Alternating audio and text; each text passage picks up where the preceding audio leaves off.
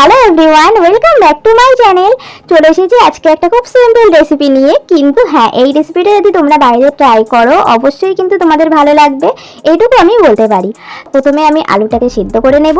তো তার জন্য এখানে দুটো আলুর খোসা ছাড়িয়ে নিয়েছি, নিয়ে কুকারের মধ্যে একটু জল দিয়ে আলুগুলোকে কিন্তু দুটো সিটি দিয়ে ভালো করে সিদ্ধ করে নেব। দিয়ে অন্যদিকে আমি একটা বাটিতে পরিমাণ মতো টক দই নিয়ে নেব। টক দইটা নিয়ে তার মধ্যে দিয়ে দেবো প্রথমেই পরিমাণ মতো একটু লবণ দিয়ে দেবো। তারপর এতে একে একে দিয়ে দেবো ভাজা জিরের গুঁড়ো, তার সাথে দিয়ে দেবো সামান্য একটু শুকনো লঙ্কার গুঁড়ো।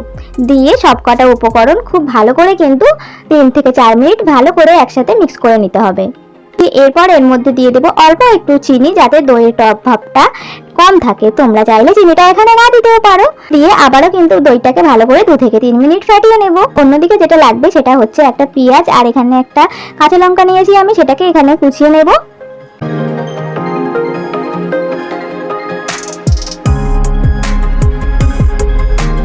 এবার কিন্তু এইদিকে আলুগুলো ঠান্ডা হয়ে গেছে। এবার আলুগুলোকে ছোট ছোট টুকরো করে কিন্তু কেটে নেব।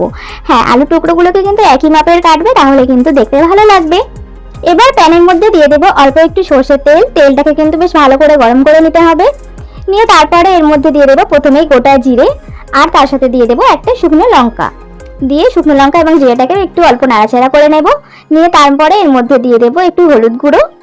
দিয়ে তারপরে এর মধ্যে কেটে রাখা আলুর টুকরোগুলো দিয়ে দেবো। দিয়ে বেশ অল্প লাল লাল করে কিন্তু এটাকে ভেজে নেব। বন্ধুরা, আমার আজকের ভিডিওটা যদি তোমাদের ভালো লাগে তাহলে অবশ্যই একটা লাইক করো, কমেন্ট করে জানিও তোমাদের কেমন লাগলো। আর আমার পরিবারে নতুন বন্ধু হয়ে থাকলে আমার চ্যানেলটিকে সাবস্ক্রাইব করে পাশে থেকো।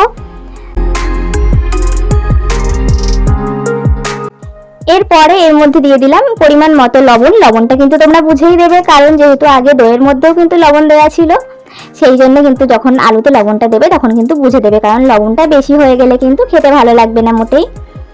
তো আলুগুলোকে বেশ লাল লাল করে কিন্তু এখানে ভাজতে হবে। তো দেখো, আলুগুলো বেশ আমি 2 থেকে 3 মিনিট ভালো করে ভেজে নিয়েছি। তারপরে কিন্তু আলুগুলোকে এবার নামিয়ে নেব। এবার এই ফাটানো দইয়ের মধ্যে একে একে দিয়ে দেবো পেঁয়াজ কুচি, তারপরে দিয়ে দেবো কাঁচা লঙ্কা কুচি, আর তারপরে দিয়ে দেবো একটু ধনেপাতা কুচি।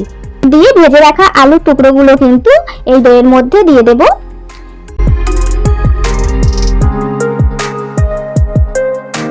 এবার সবকিছু একসাথে খুব ভালো করে মিশিয়ে নেব। ব্যাস, তৈরি হয়ে গেল কিন্তু আমাদের খুব সিম্পল একটা আলু আর দই দিয়ে একটা চটপটা দই আলু রেসিপি। অবশ্যই এটা বাড়িতে বানিও আর জানিও তোমাদের কেমন লাগলো। তো আজকের মতো এই পর্যন্ত। Thank you for watching my video. Tata.